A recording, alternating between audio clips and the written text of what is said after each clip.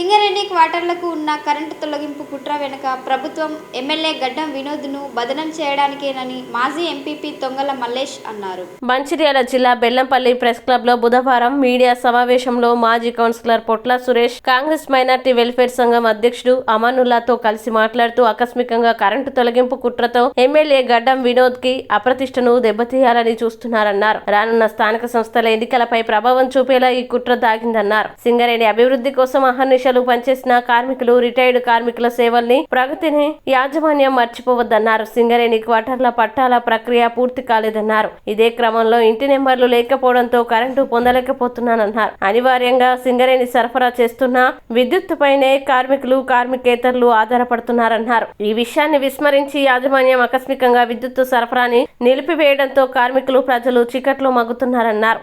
దీని ప్రభావం మా ప్రభుత్వం ఎమ్మెల్యేపై కనిపించేలా చేస్తున్నారని తెలిపారు. ఇలాంటి వైఖరిలని ఖండిస్తున్నామని తెలిపారు. బేషరతుగా సింగరేణి విద్యుత్తుని ప్రతి ఇంటికి పునరుద్ధరించాలని డిమాండ్ చేశారు. కార్మికులకి అప్పగించిన క్వార్టర్లకి షరతులు లేకుండా ఇంటి నెంబర్లు ఇవ్వాలని రెవెన్యూ, మున్సిపల్ అధికారులను డిమాండ్ చేశారు. సింగరేణి ఈ ప్రాంతంలో బెల్లంపల్లి ప్రాంతంలో సింగరేణి ఉపయోగించిన కాబట్టి సింగరేణికి ఎన్నో లాభాలు చేకూర్చిన ఇక్కడి ప్రజానికం, ఇక్కడి కార్మికులు ఏదైతే కష్టపడి సింగరేణి సంస్థను అభివృద్ధి పథకంలో తీసుకుపోయిందో ఈ రోజు సింగరేణి అది ఆలోచించి ప్రతి కార్మికుడికి ఇల్లు సొంతం చేస్తాము, ఎవరున్న కోటలో వాళ్ళకి ఇస్తామని హామీ ఇచ్చి ఒకంతకు వ్యవహారం జరిగినప్పటికీ వారికి పక్క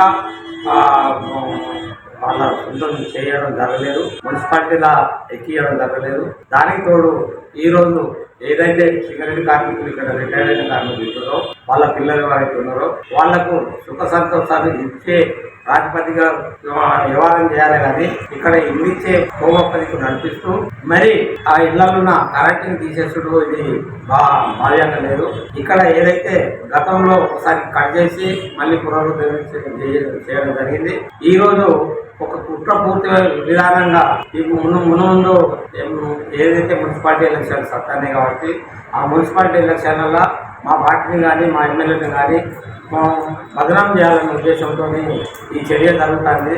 ఆ చర్యను మేము తీవ్రంగా ఖండిస్తూ ఎవరికైతే ఇల్లు ఇస్తామని ఆలోచన సింగరేణి ఉన్నదో వాళ్ళ కరెంటు సౌకర్యం కూడా కలగజేయాలని కోరుతూ ఈరోజు కరెంటు సౌకర్యం కలగజేయకుంటే ఇప్పుడు అక్కడ చిమ్మ చీకట్లో ఉండి అందరూ సింగరేణి ఉద్యోగం చేసి వృద్ధులైన ఆ వృద్ధులను శ్రమ పెట్టుకున్న వాళ్ళు అవుతారు కాబట్టి ఇది మళ్ళీ పునరుద్ధరించి మాకు సింగరేణి కార్మికులకు న్యాయం చేసే విధంగా తోడ్పడాలి. అదేవిధంగా ఈ అపవాదు గతంలో కట్ చేసి ఇచ్చిండ్రు, ఇప్పుడు ఇది కట్ చేస్తే ప్రజాప్రతినిధులు ఎవరు పట్టించుకుంటలేదు అనేది ఒక అపవాదం వస్తుంది. ఇప్పుడున్న ప్రభుత్వానికి అపవాదం వస్తుంది కాబట్టి దీన్ని మేము తీవ్రంగా ఖండిస్తాను. సింగరేణి యజమాన్యం అందరికీ ఇల్లిచ్చుడు సొంతం చేస్తే కాకుండా కరెంటు కూడా పునరుద్ధరించాలని కోరుతున్నాను. కమిషనర్ గారికి ఒక విన్నపి చేసే ఏంటంటే కొందరి ముఠ ఒక ఏర్పాటయ్యి ఇక్కడ ఇంటి నంబర్లతో మున్సిపల్ ఇంటి నంబర్ మీద బేరం పెట్టుకొని ఆ తర్వాత కమిషనర్ గారు తక్షణమే ఇక నచ్చిన అప్లికేషన్ ఇక బీదర్స్లకు న్యాయం చేయాలంటే కమిషనర్ గారు, టీపీఎస్ గారు వెళ్ళి ఆ యొక్క అప్లికేషన్ని ఖచ్చితంగా నంబర్ ఇవ్వాలి. కానీ కాకపోతే ఏంటంటే నంబర్కి ఇంత చెప్పి బేరం ఆడతారు. ఇటువంటి ఒక తోడు దొంగలని తక్షణమే దీన్ని అరకట్టవలసి అవసరం ఉన్నది. బీదర్స్లకు న్యాయం చేయాలంటే ఖచ్చితంగా కమిషనర్, టీపీఎస్ గారు చొరవ తీసుకొని ఇక నిన్న జరిగినది వెంటనే జీఎం గారు దక్షిణం ఏంటంటే మా ఎమ్మెల్యే గారికి, ఎందుకంటే పవర్ ఇచ్చిన పవర్ని ఆ తర్వాత ఇవాళ ట్రాన్స్ఫర్ చేసడం చాలా తప్పు. జీఎం గారు ఎక్కడైనా మైలేజ్ ఏంటంటే ఎమ్మెల్యే గారికి ఎక్కడైనా చిన్న చూపు చూసి ఎక్కడైనా డ్యామేజ్ చేస్తాడు. దక్షిణమే ఏ ట్రాన్స్ఫర్ తీసుకొచ్చిందో ఆ ట్రాన్స్ఫర్ను దక్షిణమే తీసుకోపోయి తీయాలి. అదే వాళ్ళకు ఇప్పటికీ 4-5 రోజులు ఇక్కడ పవర్ అయ్యాక దోమలతో పాములతో ఇక్కడ సతమతం అవుతారు కాబట్టి ఇమ్మీడియట్లీ జీఎం గారు మీరు ఇవ్వకపోతే దక్షిణమే మీ జీఎం ఆఫీస్ ముందు దసరా వాడిగా ఇక్కడ మేము కార్యక్రమం పెట్టడం జరిగింది. ధర్నా కార్యక్రమం చేయబట్టి ఉంటుంది.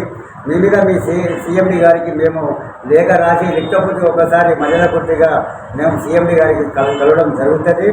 ఉన్న ఇక్కడ కార్మికులు అంటారు ఇక్కడ, ఎందుకంటే ప్రతి మెడిసిన్స్ కానీ టాబ్లెట్స్ కానీ అక్కడ కరెంటు కానీ నీళ్ళు కానీ ఇవ్వాల్సిన బాధ్యత ఒక జనరల్ జీఎం గారికి ఉన్నదని చెప్పి గుర్తు చేస్తున్నాము.